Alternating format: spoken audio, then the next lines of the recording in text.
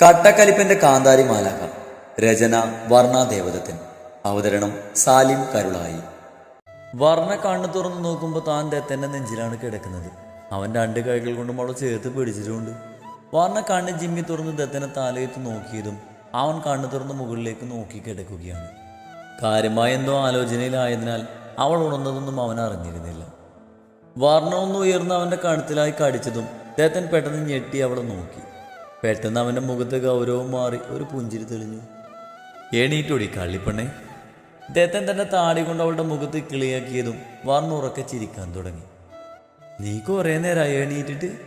ഏയ്, ഒരമണിക്കൂറായി കാണും. ആണോ? എന്നിട്ട് എന്താ എന്നെ ഉണർത്താത്തേ? എൻ്റെ കുട്ടി ഉറങ്ങിക്കൂടെന്ന് വിചാരിച്ചു. എണീക്ക്, സമയം 3 മണിയാവാറായി. വലന്ന് കഴിക്കണ്ടേ? ദത്തൻ അവളെയും വിളിച്ച് താഴേക്ക് നടന്നു. അവർ ചേറിറങ്ങി വന്നതും ആരോ കോളിംഗ് ബെല്ലടിച്ചു. ഞാനിപ്പോൾ വരാം. ദത്തൻ വാതിൽ തുറന്ന് പുറത്തേക്ക് പോയി. ഒരു കവറുമായി കുറച്ച് കഴിഞ്ഞ് തിരികെ വന്നു. ഡെലിവറി ബോയിയാണ്. ഫുഡ് ഓർഡർ ചെയ്തിരുന്നു. എന്തിനാ ദത്തത്തേക്ക് വാങ്ങിച്ചേ? ഞാൻ ഉണ്ടാക്കുമായിരുന്നല്ലോ, വെറുതെ വയറ് ചീത്തയാക്കാൻ. അതിനെൻ്റെ കുട്ടിക്ക് എന്താ ഉണ്ടാക്കാൻ അറിയാം? ദത്തൻ ചോദിച്ചതും പറഞ്ഞൊരു ചമ്മിയെ ചിരിച്ചു. സിനിമയിലൊക്കെ അങ്ങനെയല്ലേ, പുറത്തുനിന്ന് ഫുഡ് വാങ്ങിക്കുമ്പോൾ ഈ ഡയലോഗ് പറയല്ലോ. അതാ ഞാനൊരു ഓളത്തിന് പറഞ്ഞത്. അത് പറഞ്ഞ് പറഞ്ഞ ഫുഡ് വാങ്ങി ഡൈനിങ് ടേബിളിലേക്ക് വന്നിരുന്നു. ഞാൻ വാരിത്തരാം. 2 പ്ലേറ്റിൽ വിളമ്പാനെന്ന് പറഞ്ഞ് ദത്തൻ തടഞ്ഞു. വേണ്ട, നീ എൻ്റെ വയറ് പെടുന്നവരെ കഴിപ്പിക്കും. എനിക്ക് അന്നത്തെ കാര്യം ഓർമ്മയുണ്ട്. എൻ്റെ കുഞ്ഞ് വേഗം വലുതാവാനല്ലേ കുറേ കഴിപ്പിക്കുന്നേ. ദത്തൻ പ്ലേറ്റിലെ ബിരിയാണി അവൾക്ക് വാരി കൊടുക്കാൻ തുടങ്ങി. നിനക്ക് ഓർമ്മയുണ്ട് ദത്താ, നീ അന്ന് ആദ്യമായിട്ട് ബിരിയാണി വാങ്ങിത്തന്നത്? അന്ന് നീ ഇഷ്ടമല്ലാതെയാ വാങ്ങിത്തന്നത്. പക്ഷേ ഈ നാഥനെ നീ എനിക്ക് സ്നേഹത്തോടെ വാരിത്തരുന്നു. എന്താലേ മനുഷ്യൻ്റെ ഒരു മാറ്റങ്ങൾ. സുമിത്രേജി പറയുന്നത് എത്ര ശരിയാ. ആരേ ഈ സുമിത്ര? കുറെ നേരമായാലും നീ പറയുന്നത്. ദത്തൻ സംശയത്തോടെ ചോദിച്ചു. നിനക്ക് അറിയില്ലേ ദത്ത, നമ്മുടെ ശ്രീനിലയത്തിലെ സുമിത്ര, സുധേട്ടൻ്റെ ആദ്യത്തെ ഭാര്യ സുമിത്ര, അനിരുദ്ധൻ്റെയും പ്രതിഷ്ഠൻ്റെയും ശീതളിൻ്റെയും അമ്മ. ഇല്ല, ആരാ? നിന്റെ ബന്ധുക്കളാണോ? ഇവർ കേരളത്തിൽ ആയിരക്കണക്കിന് അമ്മമാരുടെ ജനിക്കാതെ പോയ മക്കളാണ്. കുടുംബ വിളക്ക് സീരിയലിലെ സുമിത്ര ചേച്ചി. വർണ്ണ അത് പറഞ്ഞതും കഴിച്ചുകൊണ്ടിരുന്ന ഭക്ഷണം ദത്തൻ്റെ നെറുകയിൽ കയറി ചുമക്കാൻ തുടങ്ങി. ഈ ദത്തൻ്റെ ഒരു കാര്യം, ഒരു ശ്രദ്ധയില്ല. വർണ്ണ അത് പറഞ്ഞ് ഗ്ലാസ്സിൽ വെള്ളം എടുത്ത് അവന് കൊടുത്തു. ഭക്ഷണം കഴിച്ചു കഴിഞ്ഞ് അവർ 2 പേരും കൂടി പുറത്തേക്ക് ഇറങ്ങി. മഴയില്ലാത്തത് കൊണ്ട് അവർ പറമ്പിലേക്ക് നടക്കാനിറങ്ങി. ദത്ത, അവിടെ അങ്ങനെ തന്നെ നിൽക്കണേ. അത് പറഞ്ഞ് ദത്തൻ നിൽക്കുന്നതിൻ്റെ മുകളിലെ മരച്ചില്ല പറഞ്ഞ് ചാടിക്കൊണ്ട് വലിച്ചു. ആ കൊമ്പിൽ തങ്ങി നിന്ന വെള്ളമെല്ലാം ദത്തൻ്റെ മേലെ വന്ന് വീണു. എടി നിന്നെ ഞാൻ! ദത്തൻ അവൾക്ക് പിന്നാലെ ഓടി. വർണ്ണ നേരെ ചെന്നത് കുളത്തിൻ്റെ അടുത്താണ്.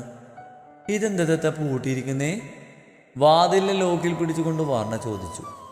ഇവിടെ കുറേ കാലം ആരും ഉണ്ടായിരുന്നില്ലല്ലോ, അതുകൊണ്ട് അടുത്തുള്ള വീട്ടിലെ കുട്ടികളെ കുളത്തിലിറങ്ങി അപകടമൊന്നും ഉണ്ടാവാതിരിക്കാൻ പൂട്ടിയിരിക്കുക. ഇതിൻ്റെ കീ എവിടെയാ? ചിലു പറഞ്ഞിരുന്നു ഇതിൻ്റെ ഉള്ളിൽ കുറേ ആമ്പലുണ്ടെന്ന്. കീ അകത്തുണ്ട്. നാളെ മഴയില്ലെങ്കിൽ നമുക്ക് കുളത്തിൽ കുളിക്കാൻ വരാം. ഞാൻ കൂടെ വരാം, പക്ഷെ കുളിക്കില്ല. എനിക്ക് വെള്ളം അലർജിയാ. പിന്നെ ഈ സോമാലിയിലെ ആളുകളെ കുറിച്ച് ഓർക്കുമ്പോൾ സഹിക്കാൻ വയ്യ. അവളൊരു സോമാലിയും.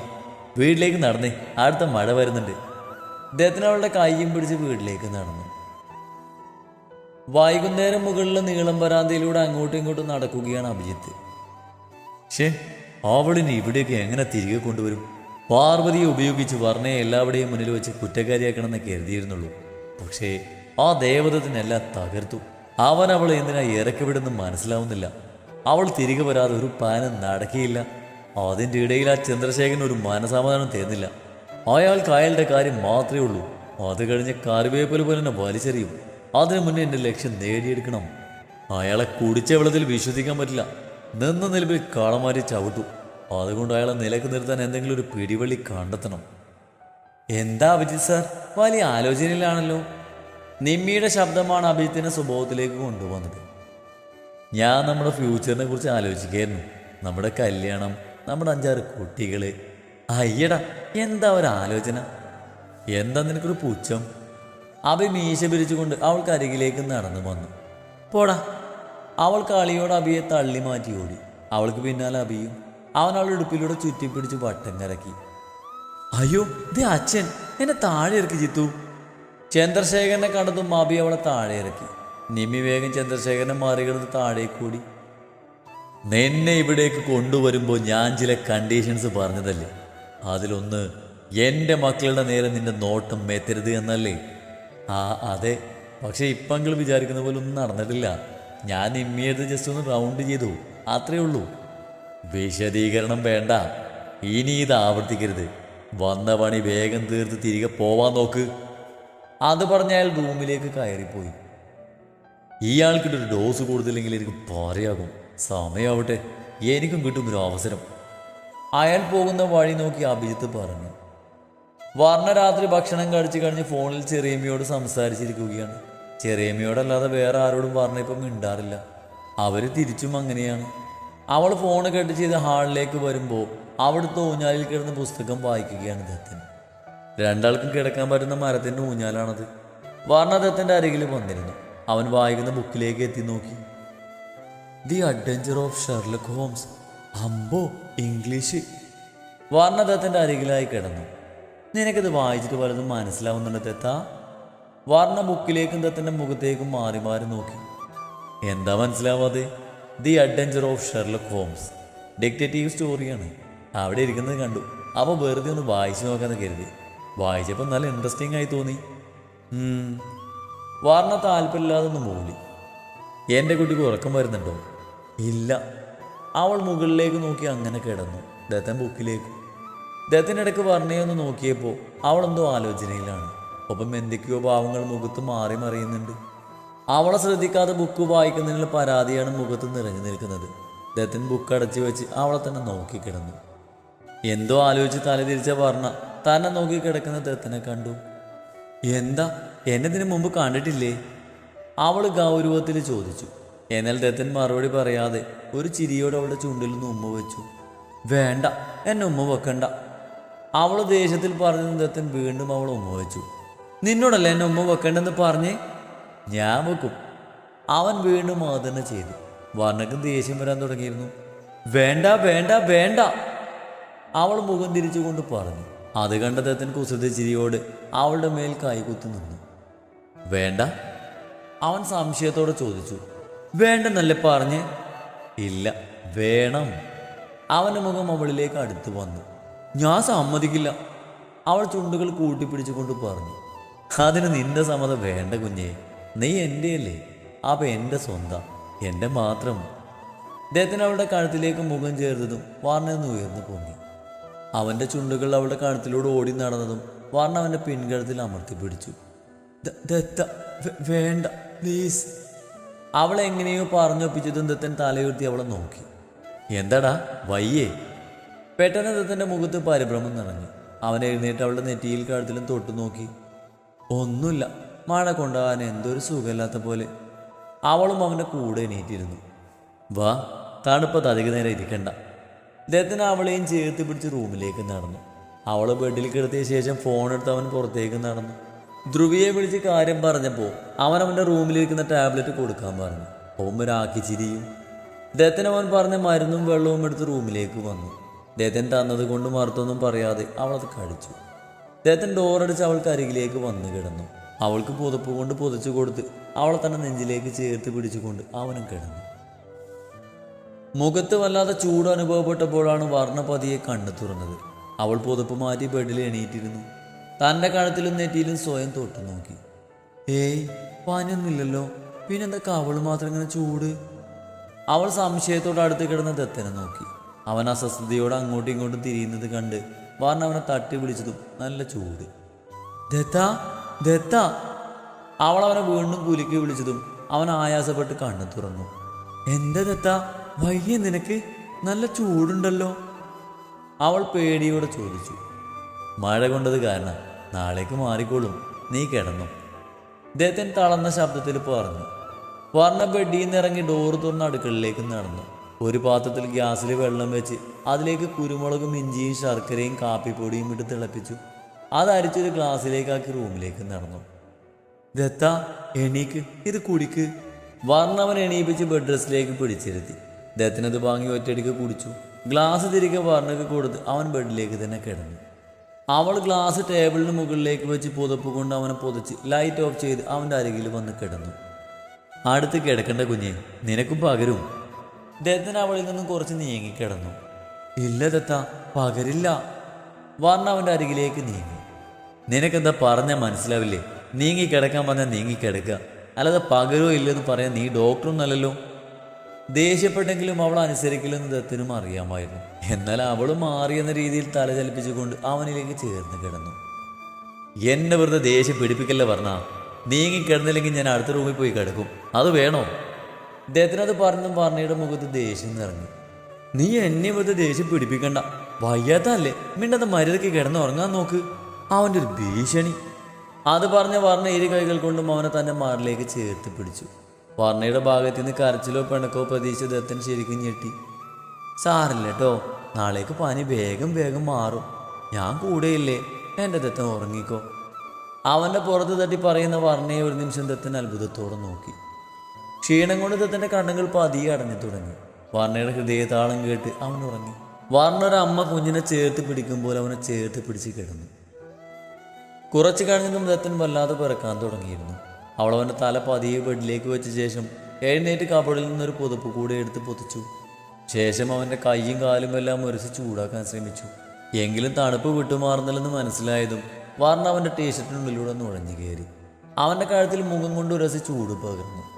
അവൻ്റെ തണുത്തു മരവിച്ച കൈകളെടുത്ത് തൻ്റെ ടോപ്പണിനുള്ളിലെ നഗ്നമായ വയലിലേക്ക് ചേർത്ത് വെച്ചു. പതിയെ അവളിലെ ചൂട് ദത്തനിലെ തണുപ്പിനെ ഇല്ലാതാക്കി.